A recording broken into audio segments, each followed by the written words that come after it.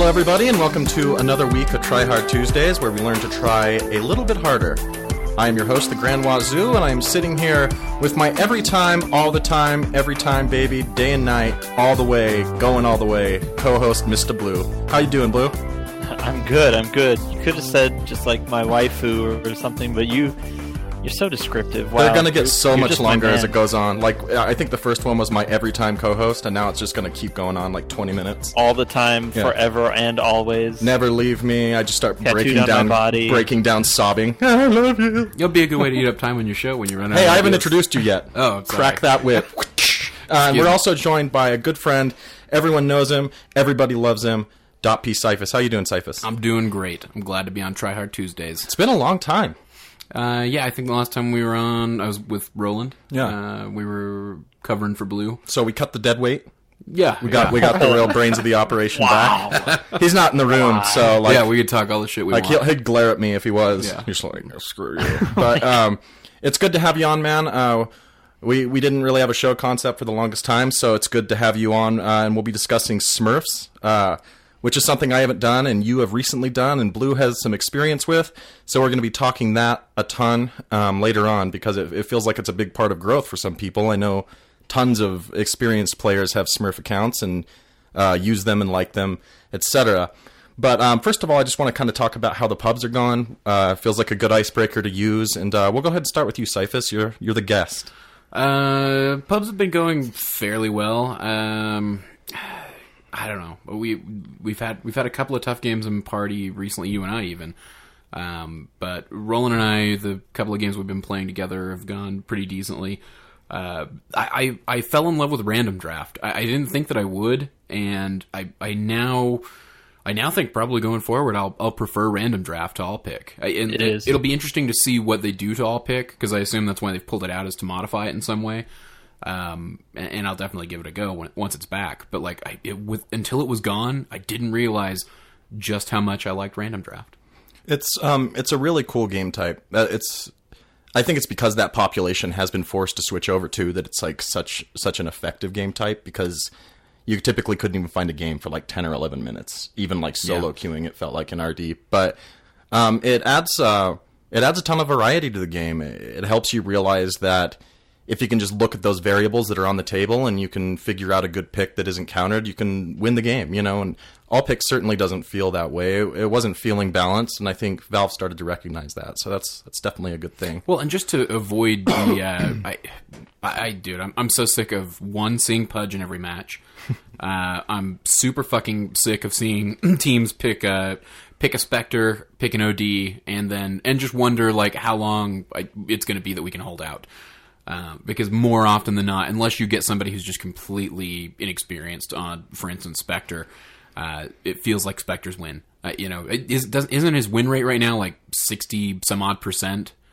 It's close to that. I think it's hovering around 57, 58. But yeah, it's been really good. And I'm with you there. I'm a huge random draft fan, so having that as like the featured mode now is just like I love it. I know a lot of people complain and the pros can't spam their heroes that they're trying to learn, and I get that. But for me, it's just your average Joe Dota 2 player. Like random draft, it cuts out like I don't know. I'd say there's like 4 or 5 things that are just really really annoying about all pick and solo queue, or just solo queue in general, and it removes 1 or 2 of those things, and that is kind of the guys who only spam one hero, who always me mid first invoker, things like that, who only play those meta heroes. So it kind of cuts that out. And then 2, it also forces people to adapt to get out of their comfort zone a little bit and become a little more well-rounded as players. At least that's the idea of it. Of course, he could be an invoker player and go 3 straight games and get the invoker as a random draft hero, so it doesn't always work out, but I don't know. I'm a huge fan of the thing, and I hope they at least incorporate some of it into maybe the way they do all pick nowadays. Maybe an ability to ban out those super meta heroes. I think that's what everybody's kind of assuming is going to be the case. But it just feels ultra refreshing to. I don't know, in a game where there's supposed to be so much variability, like one of the things I remember loving about this game when I initially got into it was oh man, every 100 plus heroes, 108 or 107 at the time when we started up, that the variability that you get all on the same map is so overwhelming and awesome. And then, of course, as you start playing it, and if you decide, like some of us have, or definitely those who listen to this show, to be a tryhard, you start paying attention to things like the meta. And you start paying attention to things like hero win rates, and hero counters, and hero synergies.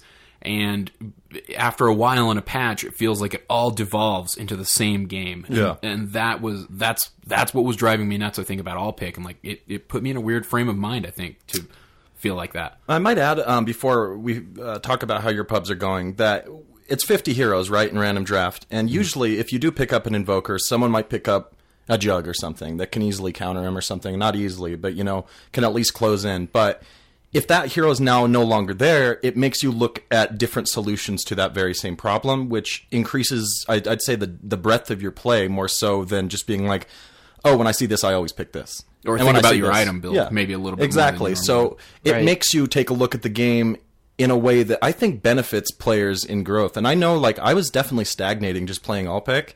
And now that I'm playing random draft again, it's like, wow, there's a ton of good carries in the pool. And like when I can't pick my Jug or my Sven, I can grab an Ursa or I can grab something else, like I can grab another insert melee carry. Yeah, exactly. And that's it. Those hey, three. Troll is a ranged carry half the time. Yeah, that's as close as I get. But I just find that really interesting. It makes you increase the breadth of your play a little bit more. Have you found that your play is improved since random draft has been forced on us, Blue?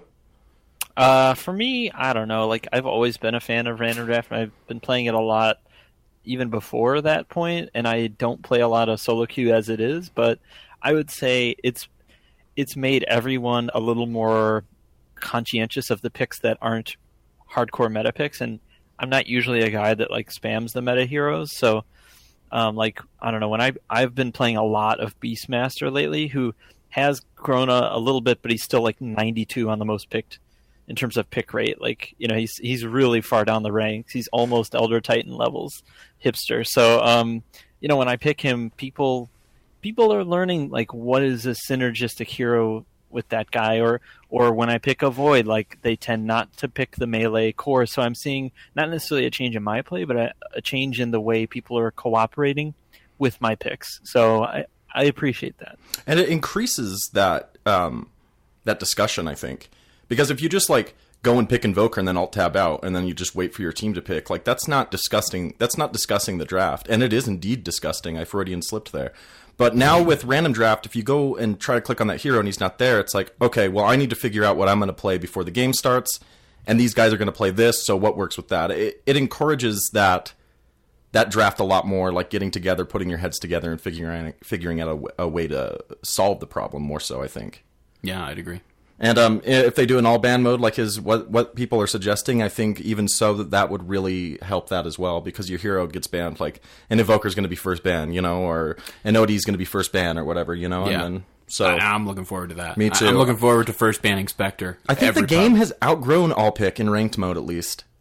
But that's probably a discussion for another time. I guess to briefly comment on that, the biggest thing that I see on Reddit and I hear from other .p folks, and I think Ursi and Proud even talked about this last Thursday on Theorycraft. But the downside to it is that you're not going to be able to spam those meta heroes. Meaning, for pro players and for tryhards, people who want to play in competitive play somewhere down the road, if Invoker's the bee's knees this patch and you want to spam him for 50 games to really master him, that's not going to happen. And it can happen in normal mode, though. Well, assuming they don't make change or implement similar changes in normal mode. And I don't think they do. I don't think they should. And I don't think they will. I think normal mode, the all pick will stay the same. And then, well, because it hasn't even been removed, so that's the indicator there. And we'll get some type of more controlled type of all pick mode where each player has a ban or something like that, or maybe each team has 3 bans or something weird. You know what I'd be interested in seeing? I'd be interested in seeing a system. I mean, not like League, but in similar in that it has a sort of like a league or Or you know how in StarCraft 2 they had, platinum versus a silver player, like those are different types of players, right? They're in different areas and they play against different people of that same caliber. I'd be interested to see, and I'm just throwing this out there just as an idea, spitballing it, but if you have different modes available for those, average 7.5K MMR games, where you legitimately have pro players and they're able to do, or they have a different mode or different set of rules that apply for that. I know there's always the counter argument that like, oh, well, then you're just making a different Dota game for them. But I don't know. I think it'd be interesting to at least think about that. There's always some downsides you can throw out. Well, but they're only like you're talking about the top, even if we say the top 10% of players, which more realistically, what I think you mean are the top 1%. But even if you expand that to the top 10%, you're basically redesigning game modes for a minuscule portion of your population. It's probably, I'm guessing from like a Valve perspective, that sort of thing's not worth their time. I mean, hell, I don't know about that. I don't agree with that at all. Actually, the more I think about that, I mean, look at how the negative impact that pro players have had in terms of their influence on the community, right? I mean, they constantly are watching. As a Valve employee, you go on a Twitch stream, you're hearing the Arteezes, the Eternal Envies, even like the new up and coming players, like the Kazoos or someone complaining that they can't spam the heroes that they want to play and get better with and learn because of these limitations that have been put in place. Now, of course, the obvious solution is just go back to the way it was, but I feel like for a lot of us who aren't pro players, the drawback is exactly what we've already described, which is you find the guys who are invoker spammers, and that's all they play, and then you just either go up against them, or you have to play alongside one, and then someone else wants to play a mid, and you run into those typical solo queue problems. So I don't know. I feel like it's easy to say, oh, well, that's only for a small portion, but that's a very influential portion of the Dota population. It feels like as well that even with the changes to all pick, like solo queue still has a long way to go, honestly, in terms of being like super effective way to play the game. Because you hop in now, no one communicates. You see people like Puppy and Arteezy and everyone bitching that they're getting matched up with players 2 or 3K lower than them, And should it be that way? I don't think so. But do they have people that can fill it in? And, these people are waiting for like 20 minutes to solo queue sometimes. Yeah. So it's just an interesting problem with... I don't know the solution, but it feels like there is one out there, and I think you start by having a true solo queue where, you don't get parties and stuff, because you immediately create a group of people that have more votes together than all those people individually, and therefore they kind of dictate the flow of the game. And to quote Eternal Envy, he said, "I'd love to not have people, under 2K," he said this on Twitter, "on my team, so I don't have to mute everyone right when I get in." And, that's the mindset these guys have in ways, because they're like, look, they're so much lower than me in skill, like, to even try to listen to them hinders my play. And that's completely against, the ethos of the game. But I haven't talked about my pubs yet, and I know everyone's waiting in anticipation. Yeah. Dying to hear. I've been really improving at the game, I feel like. I dropped quite a bit in MMR just because, like, I was really busy with life, and, like, I should have just, like, quit everything and just focused on Dota, I know. But, I have to do, like, the schoolwork and all that stuff. But that's what it is, huh? Yeah. That's what I blame anyway. But I'm finding that I'm really enjoying it. I'm starting to play more heroes. I'm playing Slark, Ursa, and of course my base Sven, and all sorts of, I'm playing more heroes for the moment due to this random draft, because it's forced me to get out of my comfort zone. And I'm really enjoying the game again. I'm loving it, and I'm loving all the little mechanical things. I'm finding that I have more... I'm more reinvigorated when it comes to the show and what we're discussing accordingly. So I'm having a great time. I can't wait to see what they roll out. I'm glad they're thinking about solving these problems, and I can't wait to see what's coming up on the horizon. Can I ask a personal pub question? Yeah. Is Terrorblade your least favorite hero after that last game? That guy was like... Well, for one, dude, I did not want to play Lycan. And for two, it's like... Lycan was the worst pick ever. So it's like I don't know, he's such a niche pick. Like, I try to play him like back in his glory days again, and it's just like, it's a slap in the face. But there was also no one buying wards and stuff, and we were kind of just like, this game's ridiculous. I was playing with Growdy and AG, so I don't know, it was a rough game. But I haven't played Terrorblade yet. I feel like he's he's a strong late game carry, but I mean that guy had so much just watching fun. those illusions wreck your racks. It'd be like, the guy wasn't even there. We got him. And it's like an illusion, and it's like Scotty and like all this shit. Yeah. Oh, man. No, I like how that hero works. Like, I had no complaints about how that guy seemed to have played that hero a ton, so I wasn't, like, down on him. It was He's become a lot more interesting as a hero. He used to be, like, just the obnoxious, like, illusion-based right-clicker that is like, it was like Naga, but on steroids. And it's like a StarCraft unit or something. It was gross, but they nerfed him a lot, and then they buffed him up a little bit with a couple of the minor changes they made. They added the cast point. I think they reduced for Sunder, and I think they made the cast range a little larger. And then Reflection is still like an obscene skill. Like it still blows my mind how good that skill is at level 4 with that skill. You basically make a Darkseer illusion that does 100% damage and slows someone and slows their attack speed and is on a 16-second cooldown for 50 mana. And then you just run away like with your group of illusions, and then, like, when you're out of vision, you can like take your real guy and run off or something. You know what I mean? Yep. Like it's very good. Like he's in captains, right? He's just never played. Sure he's in captains. It's because he's such a weak laner. Like in the beginning, like and I mean there are pretty decent in meta solutions to Terrorblade. Like OD, right? You know, but the OD was on that team as well. Invoker, OD, Lion, Insta-Gibbs, the illusions. So, yeah. There's solutions to him, but I'm having a great time with the game. To close that up, just reinvigorated again, falling back in love. It's all coming back to me now. Dota pill. Yeah, it's good, man. I'm having a good time even when I lose. Like I know, like it's time for a break when I start getting like irritated with losses that I should have seen in the draft. You know what I mean? Like, or like laning really terribly and like still expecting to win the game or something when they lane way better. You know, I don't know. It's just like these little things that I feel like you need to stay on top of when you play the game, or you tend to forget. You know, so I don't know. That's my spiel on my games. Having fun. Add me up. Let's play. Moving on. You're not a Dodger like Roland? No, I'm not, man. Flying solo brother. That's what I told him I'm going to call his biography. Flying solo brother, the Roland story, dude. I will defend him and say that had more to do with the March to 3K madness, which was a huge mistake. Which, can I ask you a personal question? Yeah. Did you get to 3K? Oh, God, did I ever not get to 3K.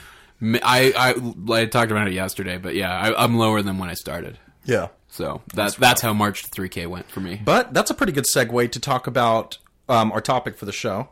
And we have Papa Smurf, Mr. Blue here, and Baby Smurf Denny, Cyphus, Thanks. And me, who's never smurfed a day in my life. I honestly haven't. What about? Sound like you're really proud of that. What about Dr. You also Strangelove? haven't played Terrorblades. So. Interesting. Yeah, I did have a Smurf. Jeez, you just called me out on the air. Dr. Strangelove. Brian Williams. I did have a Smurf years ago when I would get back in Dota. They wouldn't give you low priority. They would just give you a little what they would call just a breakaroo. They'd just not let you queue at all. So I came up with my Smurf was Dr. Strangelove. You're completely right. Hold on. Why'd they give you a little breakaroo? Huh? I don't know, man. The system's unfair. Man. System's rigged. Like I came from a bad neighborhood, you know. Like they always keeping the Wazoos down, you know. Yeah, dude, keeping me down. But no, it was abandons, I think, mainly back then. Like I didn't take the game very seriously at all, and I'm talking this is like years ago. So I did have a Smurf, guys. I was called out here, like big time. Not that I've ever, like I will say, not that I've seen you play it since. I mean, maybe even 6 or 8 months before we being me and Roland started playing Dota. Because I would use him for CS:GO too when we were playing that a little bit because my account was too high. Oh yeah, that's Right. interesting. Okay, yeah. So I did have a Smurf named Dr. Strangelove. See the movie? It's classic. But you had had a Smurf in the more traditional sense of smurfing. Yeah, and okay, let's get into that. What does it mean to have a Smurf? When should one get one? Blue, you're like our Smurf scholar. So like, I don't know why you say that. It's because like, you have more Smurfs than anybody else that I know. That's what I'm so confused about. I made one Smurf. You had Mr. Pink. I got drunk and played Pudge, and then I tanked that Smurf, and then I just made one more. Yeah, 2 Smurfs though. That's still more than anybody else I know. Okay, then the people you're talking to are just straight up lying. Like, I know for a fact of like 4 people that you know that have more than 2. There's some shame. There's some shame that comes. Let's call them out on the air.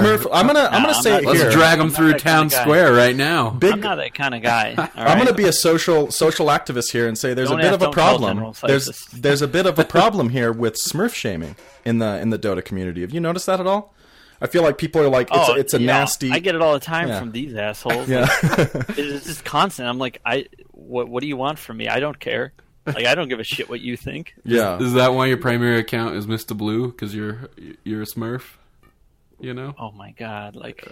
Wasn't that your joke? Yeah, that was my joke that I was going to use, and you jacked it from me. Mr. Blue, yeah. But, Blue, let's talk about when should someone get a smurf, and what led you around to the idea of getting your first smurf? No shaming here whatsoever, bud. Sure. Yeah. All right. Well, I don't know if there's like a when should I get a smurf, but I guess if you have like an ideal scenario where it'd be super obvious to get a smurf, and you're in the, I guess the baseline is you're in the mindset where you want to get an MMR that you feel is more representative of your current skill level, right? So I'd say the reason that would happen is you saw that ranked matchmaking is a thing now. Wow, I'm just going to do this immediately. I've played the bare minimum number of games in Dota to merit that. I haven't really improved as a player, but I'm probably not even good enough to realize that I haven't improved as a player. I'm just going to go straight to ranked. Let's do ranked. Okay, wow, my MMR is terrible. And I'm not going to give whatever terrible. It's relative. It's all relative. I mean, I had some friends of mine who are like, oh, God, I'm awful. I'm like 2,300 MMR. And then I have other friends who are like, I'm at 1,800 MMR. I am so happy right now. So anyways, tangent aside. So let's say you're that guy. And then you go, oh, wow, my MMR is not that high. You know what? I'm just not going to play ranked. And then you go like a year without playing ranked. And you just don't touch ranked. And if you, on like Dota Buff, you're seeing that your games are like high skill or very high skill in unranked, and you don't feel like spending all that time playing solo queue, and you want to get to like a higher ranked MMR, I mean, like smurfing is a way to do that. I'm not saying. And you haven't gimped like a big thing on my main account, the Grand Wazoo. I'm going to say that now because I do have another account. I just realized, thanks to Cyphus. Wow. But it's like, if you have played the game like since beta or something, and you are really, really, really, really, really bad at it, like me for the longest time, and are still bad at it, why is it such a bad thing to go and like recalibrate with an entirely new slate? I mean, like, just statistically, don't you think that that's something that would show that improvement better than just grinding those games out? Because really, I mean, it's a 50-50 chance to win. If you're at the same skill, you know what I mean, on your Smurf as you are on your main account, if you do that 50-50 win to the point where you calibrate, there is a good chance you will place higher than your main account if you are more skilled, and it'll take less time, right. You know? I'll give you a reason why people use that as like a taboo thing, like, oh, he just smurfed. Because in the past, there were ways to abuse the like MMR calibration system, like very, very obvious ways, and that would be to just spam heroes that do tons and tons of hero damage constantly. So examples, of course, would be Zeus. That's like the most common one, is someone that just plays nothing but Zeus games constantly. I'd say 2 years ago, maybe even farther back than that, right around when the ranked MMR started, if you could abuse the system by just spamming those heroes that do a ton of hero damage, and part of the calibration was focused on hero damage, regardless of whatever hero you played. Of course, these things have been patched out. Another example after that was patched out was it would be based on hero healing. So a lot of people, up until I'd say even a few months ago when they patched this out, maybe a year ago, they would spam people like Oracle, and they would just constantly use their heal on allies, even if they didn't need them, right? Because if you spam the heal as Oracle, you're damaging them, which means it forces them to take your healing that you get back. So you're constantly in, like the 20k hero healings, even though you didn't do anything that whole game. Because eventually your MMR would be significantly inflated because of that.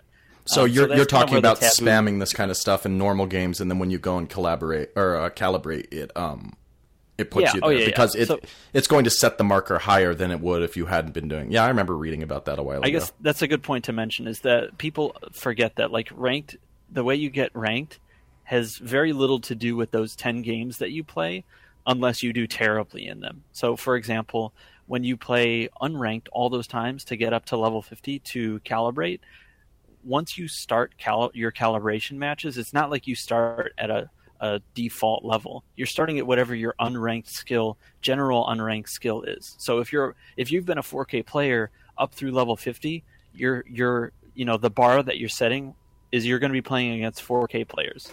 And unless you feed uncontrollably, there's a very good chance you're going to be somewhere between like a 3.5K and a 4.5K, depending on your general performance. And I can hear like the phantom audience member in my head saying, Mr. Blue, how do we know where we're at in our ranked as MMR? And one big thing is high skill starts around 3,300. And then, on Dota Buff. Yeah, and that's a good way to look on Dota Buff. If you look at that, that's where people pull the high skill, the very high skill, etc. And high skill is always around, the base of it is 3,300 or so. So if you're playing high skill games, then you know that if you go out and you try to calibrate, it's going to be around that 3K level. And so if you've been playing normal games, or you were like me in the beta, which I just played Bounty Hunter mode, I called it, like Dog the Bounty Hunter, because he looks like a dog. And I just spam Bounty Hunter every single game, and just Shuri and never track, and all sorts of great stuff that was just newbie shit. Or the Zeus. I played Zeus and Bounty Hunter specifically. And when I came out and I calibrated around 2K. Would I calibrate around there now? I don't think so. You know, if I were to do a Smurf and I were to play those normal games up into the high skill, I think I could pull a better number. So if you've had your account for a very long time, and you can see, like, my account is years and years and years and years old, like, maybe it is a good thing to go and be like, I'm a better player than this. I've been broadening myself as a player, and, you know, this specific account will show me that. And there's nothing to be ashamed of. No shaming here in the .p community for Smurfs.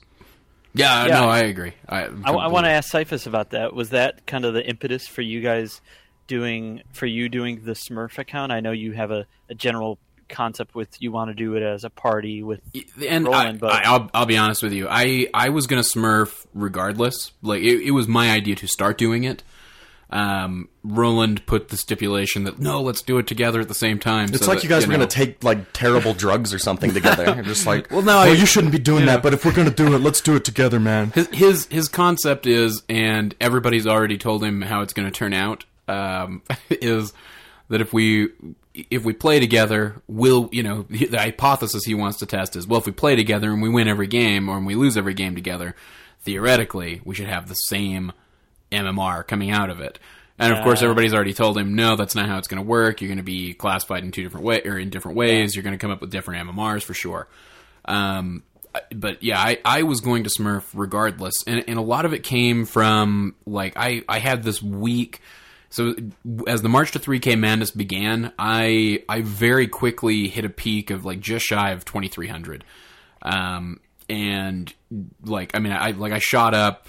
I shot up over the course of a month about like 600 MMR in solo, and it was driving me. But it was driving me crazy. I mean, every match was painful. Every match is, and I know it's like this at every level. I always hear that. That's the first response I get. But it was hurting people. It was literally hurting them and saying, "Look, we have to take this objective now because we killed 4 of the team members. It doesn't mean go back and start farming." And in those like mid-teen, like those 1,500 MMR matches early on, people, they win a team fight and they go right back to farming, and that's when tier 1s are up. That's when, like, no objective has been taken yet, and it's I don't know, it drives me crazy, and there's not an understanding of things, and some of that comes from doing the show, some of that comes from playing with, people like yourself, Blue, and Wazoo.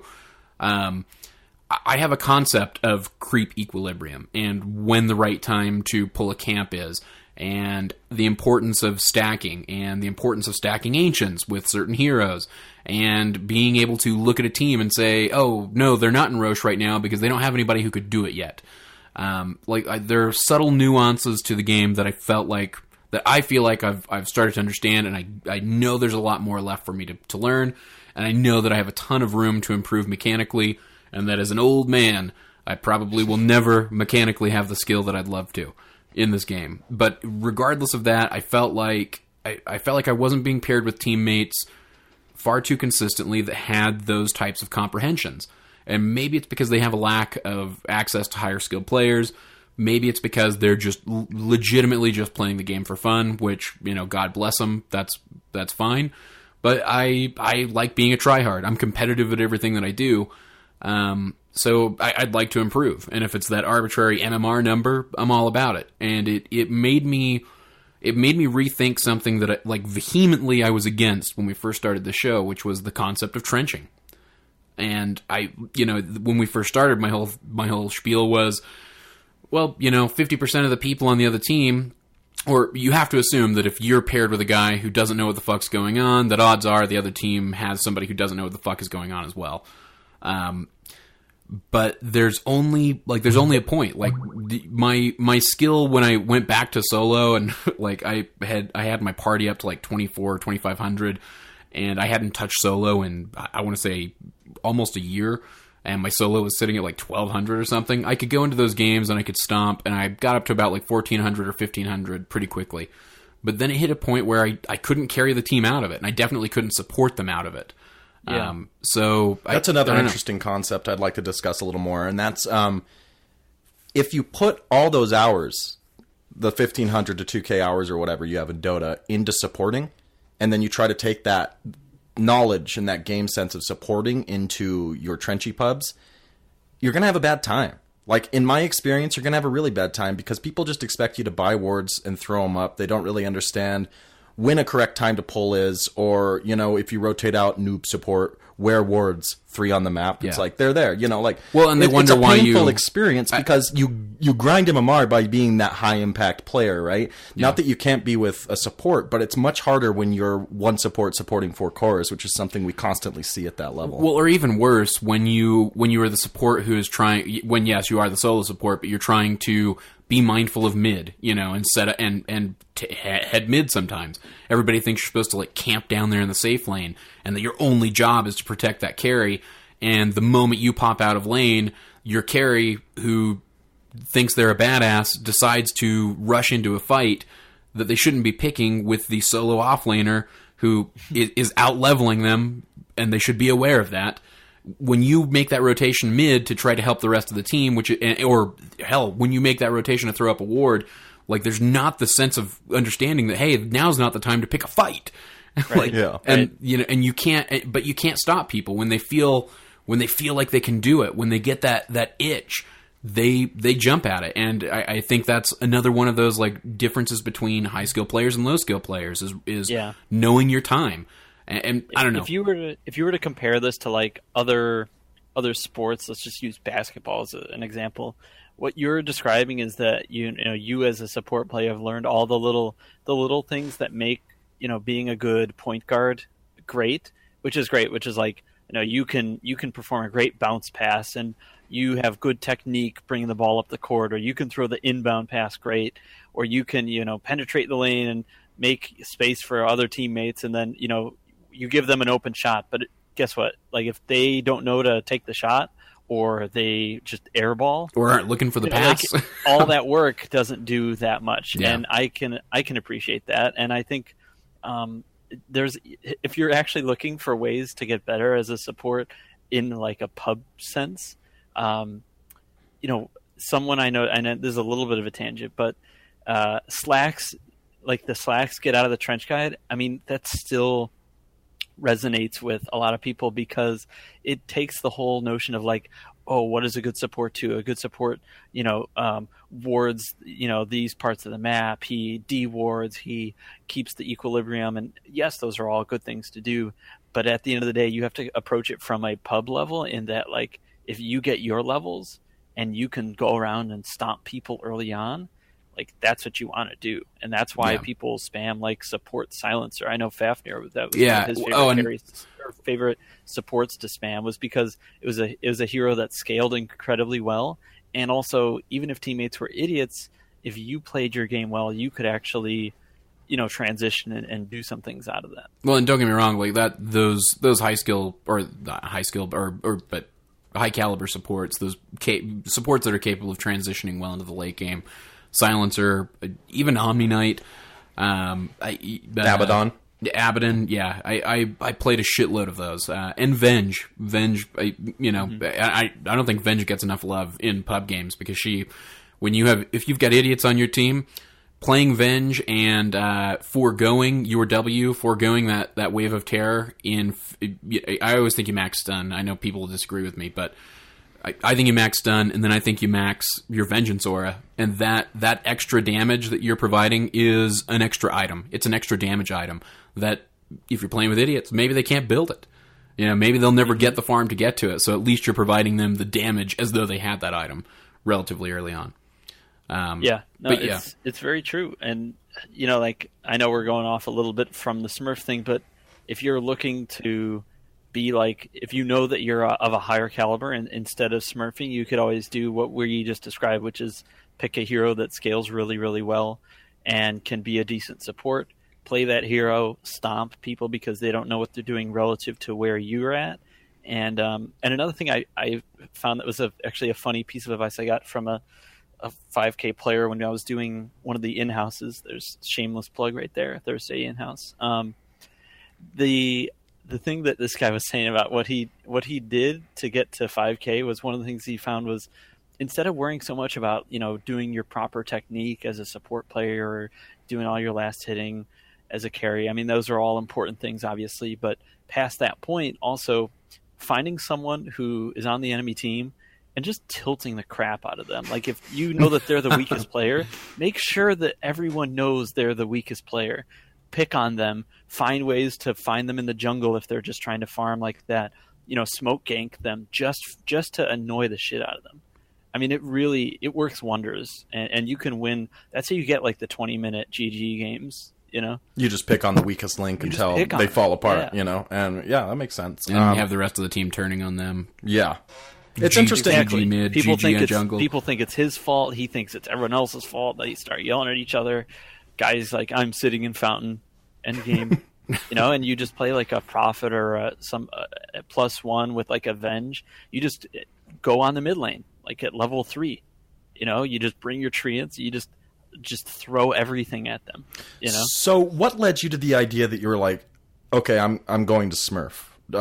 We kind of got Cyphus's idea because he had like 2 days left and marched to 3K and was like, shit, I didn't do my homework. I've got to figure this out. But Blue, what about you? Because I mean, a lot of people would be envious to be at your MMR. You know what I mean? So, that's well, not like, that many people, I mean, not a lot of people, but some people like Cyphus. But I'd settle. What brought you around to that? And did you find that your experimentation with it was a good thing? Did it improve your skill? Did it give you a better scope of the game, overall skill levels, or what do you think? Yeah. Just so to put it into perspective for MMR wise, if RTZ's sitting in a mansion in Hollywood, like I have a little cottage in Nebraska, I'm in a mobile home, dude. It's not bad. It gets the job done. But so for like the reason I did it, one was just to see where I could gauge myself at, because I think I'd only played like 20 ranked solo games on my main account, because I just played party games with people. I just had more fun playing Dota and learning and getting better with other people. Like, I put more stock in my understanding of the game and enjoyment of the game, not necessarily mutually exclusive, because for me, as anyone who knows, I am a major tryhard, but I enjoy tryharding with other people. I feel like Dota is a game that was meant to be played with a group of people that and can that you like. Part of being a better Dota player is knowing those people and knowing what their strengths and weaknesses are in relation to yours. And you learn through proxy, right? Basketball. You kind of learn through proxy. I know I do through you guys, both you guys. So. Oh yeah, I've learned a lot from you guys. So it's one of those like, the more you know things, and I've always enjoyed that. But I was like, you know what? I wonder what it would be if I just played a bunch of solo games.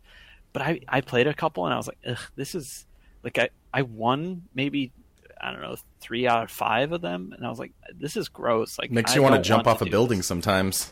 Like, the scum of the earth. They're out there. They are. You know it. You know it to be true, Blue. Some people do not give a shit, like in solo games about like if you're having a good time or anything. So yeah, I don't know. Finish your point though. Sorry for cutting you off. For me, the reason I did it was so that I could just continue playing with my friends, in my quiet little cottage in Nebraska, and then I didn't have to go to the filthy, dirty city of whatever in Salt Lake City. There you go. Oh, thanks. I'm gonna try to relate topical. to you guys. Thanks, bud.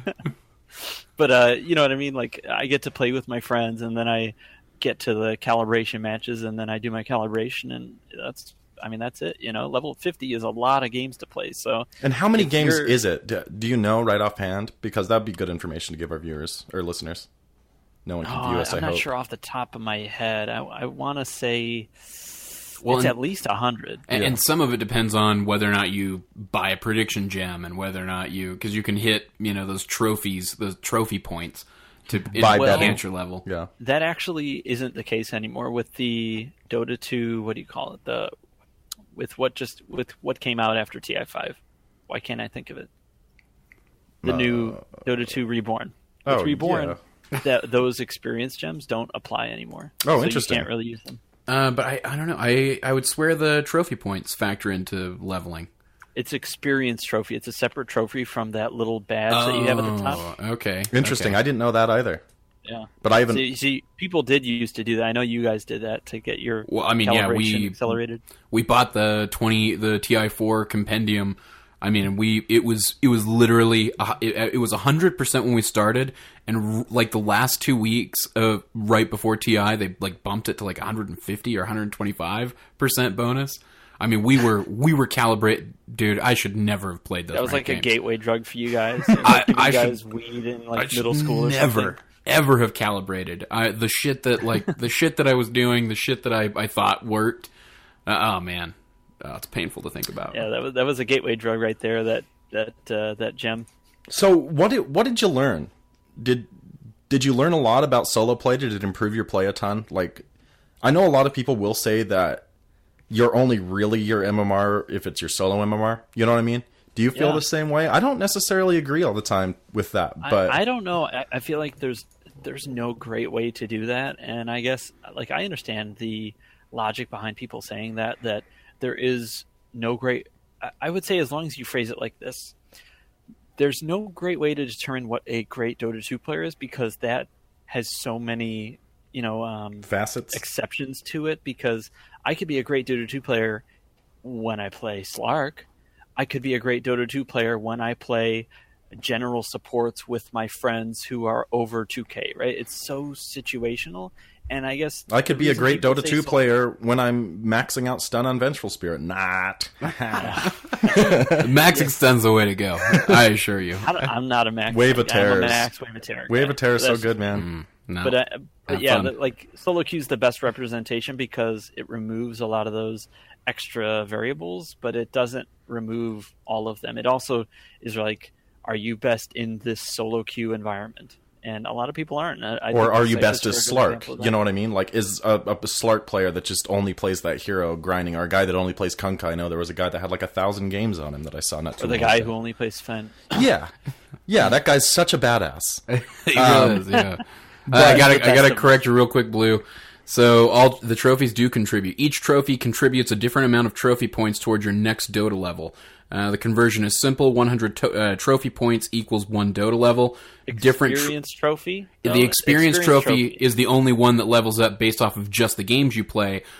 All other trophies have different criteria for leveling, but do contribute to your overall Dota level. Yeah, but that's what I'm saying. All of those are irrelevant. The only one that's relevant is the experience trophy itself. No, that's not what it's saying. It says there. Yeah, I'm reading it right here. It's each trophy contributes a different amount of trophy points towards your next Dota level. But a Dota level is the badge on the front. That has nothing to do with the experience trophy.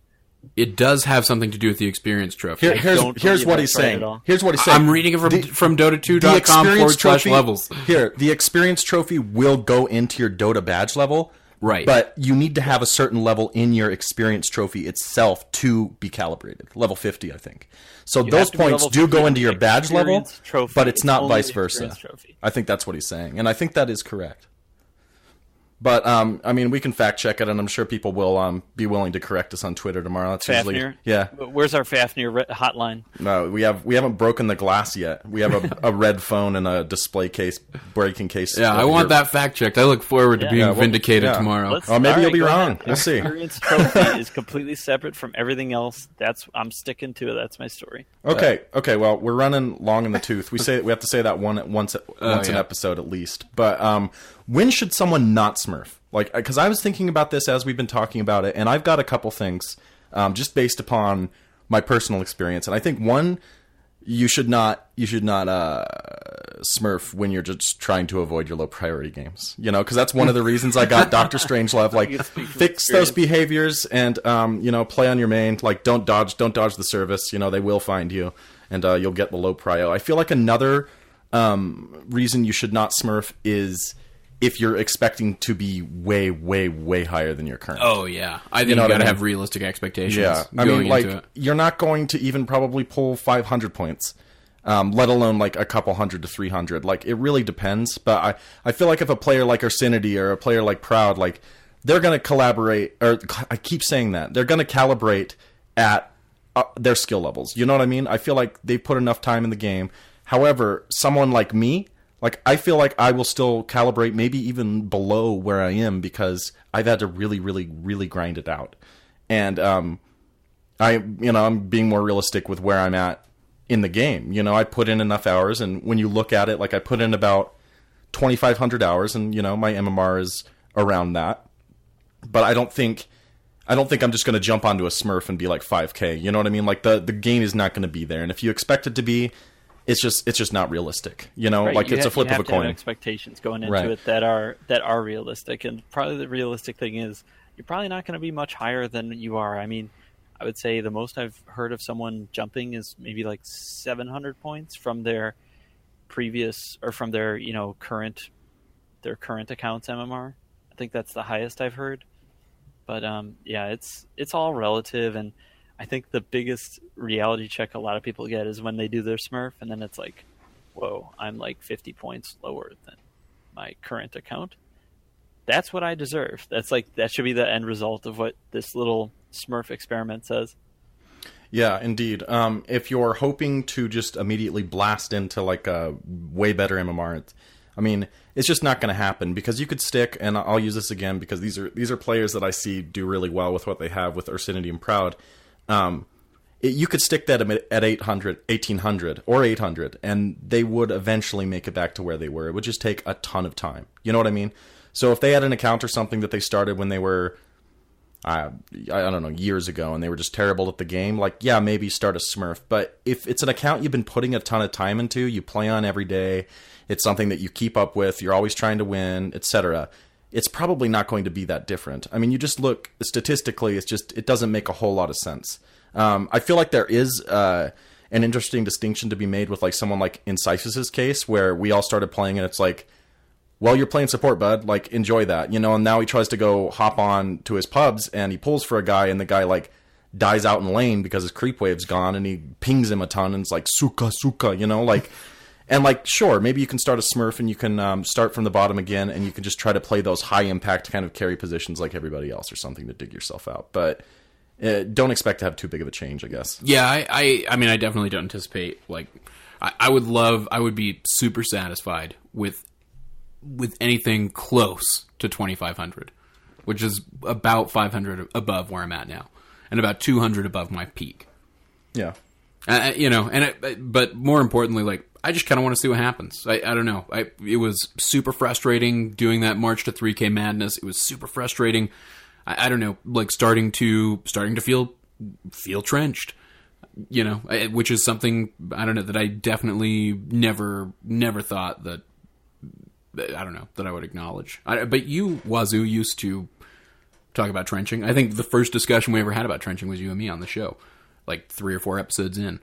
On Tryhards or in old days. And I've just come to realize that the trench never ends. You know what I mean? Sure. Like, I look at all these guys, and there's still people, like, throwing games in Arteezy's pubs and stuff, and to him, like, a 6, or I guess like a 5K player is just ridiculous to play with, you know? So it's just one of those things. It's keeping a good attitude. I think that's very important in Dota, and if your attitude doesn't change when you bring it to the Smurf, I mean, you can't really expect the results to be too much different. Like, and that's kind of the read I'm getting from you guys, like, is you can get a couple 100 points that way, but you've played a ton of games to get there. You know what I mean? Like, so, like, the growth of MMR kind of makes sense anyway, because you've already put in that time in other games and stuff, and so therefore your skill improved accordingly. But I don't know.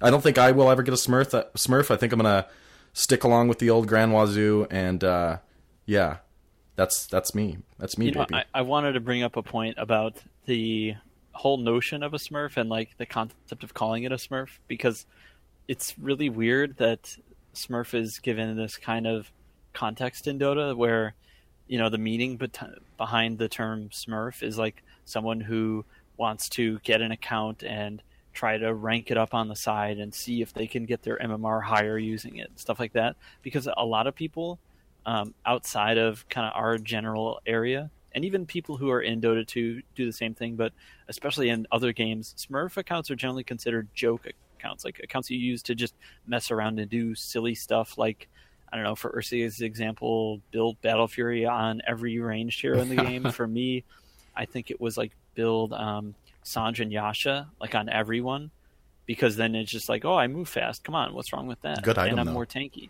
I mean, I'm a melee carry, so I pretty much do build Sanj and Yasha on every single hero I play anyway. Yasha on Crystal Maiden, it's legit. Yeah, that's good. Yeah, it sounds legit. And you can break it later and get a Manta, and then a Heaven's Hybrid. Yeah. Oh, yeah. Split pushing CM. Yeah. I will say it's been fascinating to go back and, I mean, because I've played with new players, like brand new players before, but it's definitely fascinating to get paired in a pub with people who have, like, I mean, our first game, the other 3 guys on the team, like, one of them, it was his second game. The other 2, it was their very first game of Dota 2 going into it. So that's, and then, like, 2 or 3 games later in the Smurfs, Roland and I, we tremendously carried the team to victory, because I was just spamming OD at that point and just wrecking new players mid, which was a blast, I will say. And that is one thing, I guess it should be a disclaimer, that if you're frustrated with meeting people that don't meet your expectations of what the game is, or they don't have that knowledge, like, getting a Smurf is not the way, in the beginning at least, to avoid that, because you're going to be playing with people that are new players, you know? Well, okay, that's actually a misconception. I wanted to break that. That's actually not true. You don't just play new players. No, not just new players, but you will get some new players. You know, what I'm saying is you don't know who you're going to be playing against when you start that account. Like the first 5 games of that account, I'd say first maybe 2 or 3 actually, it randomly selects whether or not you are in a match that's like a 1K match, or like in a 2K match or a 4K match. Like the first game I played on, the Smurf I made, it put me in a very high skill bracket, like a 4.5K. And in the account, I was like, "Oh, I'm new to Dota 2," and then I picked like Ember Spirit my first game. Like, I'm just gonna pick a pub stomper. I'm just gonna wreck people's faces this game. And then maybe like 10 or 15 minutes a game, I'm looking around like, like these guys are building legit items, and like these guys are controlling the lane really well, or they're doing all these things that are pretty high level. Like someone smoke ganked me, and I was like, "Whoa, what?" Okay. And then I looked back at the game. It was a very high skill game. So it's not necessarily true that it's going to adhere strictly to newish players. Just FYI for a lot of people who are trying to start out Smurfs. Yeah, interesting. Yeah, I don't know. I can attest that the first 2 games at least, they were definitely all brand new players. So, but that's gonna be like a random type of thing, or just depending upon, like, it might be random. Other people I've talked to have had theories on that, like, oh, it might know your IP, so it might just like slot you in with whoever was last played ranked MMR on that IP. So it stuck me in like a bracket that was similar to the one I was in before. That would explain why I'm tanking so hard, because I got these guys playing on my IP. Yeah. Getting matched with bad players. It easier for you then? Huh? Wouldn't it make it easier for you then? Don't logic with me, Blue. Don't logic with me. But, guys, I think that kind of wraps up our conversation. I'd like to do plugs. You guys have anything else to add before we move on? Nah, keep smurfing. Keep smurfing? Keep smurf on, smurf safely, you know. Smurf If yourself. you're gonna Smurf smurf, yourself wear again. protection. Yeah, protection while you smurf. That's what you got to do. Yep. No, I do think that's the biggest takeaway is regardless of whether or not you get randomly paired with people, like, be prepared to be with people who don't know what the fuck is going on. And straight up, like, don't know what the fuck is going on. Far worse than anything you've ever experienced in a pub. This isn't the guy who, like, you're not going to get the guy who is picking Omni Knight and knows he shouldn't be a carry, but is going to try to run him as a carry. You're not going to get that guy. You're going to get a guy who... 3K. You're going to get a guy who is how do playing I level spin. up my skills? Yeah, in the safe lane. At one of the pubs, like 35 minutes in, we look at this spin. He's got like $5,000 in gold, and he's got a stout shield and 3 tangos from the start of the match. So yeah, you're gonna get that kind of stuff. It's the Roland Speciala, right? He's going straight into Boots of Travel into Rapier. Come on now. Yeah, it was Rapier level. Rush. That's what it was. So guys, well, Cyphus, why don't you tell everyone where we can reach you? I am at DOTP_Cyphus, CYPHUS. And Blue, what about you? Got anything you can plug? Yeah, I mean, one thing I'd like to plug for DotP in general is the GoFundMe project that's going on for our website, and it actually has not gone up quite yet, so we're holding off just a little bit on that announcement. Oh, we are. All right. Unfortunately, all right. we're not All quite I'm saying there. Is, I think it's been mentioned before, but like our website, it's in rough shape. But it is. Good things are coming soon. You guys can look forward to that, and you can look forward to being an active participant in helping us make that a reality. So just look forward to updates to the website and new things on the horizon, and I'll just leave it at that. Yeah, we just kind of threw it. We all kind of just threw it together, like us three starting the podcast. It hasn't changed much since then, although the podcast has grown considerably. The website has not changed since the beginning. Yeah, since the dawn of time. But there's been more tabs added and such. Thanks to people like Rowdy and stuff. But which are like kind of fucked up. Yeah. It's at least with the show's tab. It's not very well organized. But I'm as just for imagining me, like a little pile of sticks that you guys made, and then all of a sudden there's like thousands of people gathering around, like, so this is what we showed up for? Like, what the hell is this? Our content, well, we're podcasters, we're not web designers. Yeah, that's what we tell them. But guys, as for me, you can find me at .p_Wazoo. Check out our in-houses Thursday and Saturday night. We're going to be having the first season wrap up pretty soon. I will be playing on an 82L team with Growdy, AG, Chaos, and I think the First Panda, which will be pretty cool. So check us out there. And I know some other teams, such as the Devils, will be playing as well. I think Cyphus is going to throw together a team. Yep. So check us out there. Get a team together. Come play us. Thrash us with your Smurfs, even if you want to. So I'm going to go ahead and wrap up the show now, guys. Thank you so much for joining us for this Smurf Talk. Next time you're feeling blue, just let a smile begin. Happy things will come to you. Happy smurfing, everybody. You have a great night, and Godspeed.